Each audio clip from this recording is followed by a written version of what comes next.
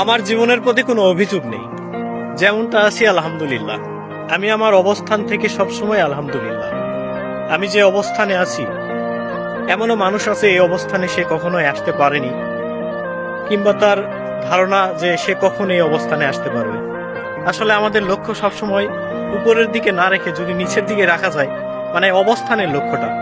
আপনি যেমন আছেন আলহামদুলিল্লাহ, আপনার চেয়ে উপরে তাকালে আপনার মন খারাপ হবেই।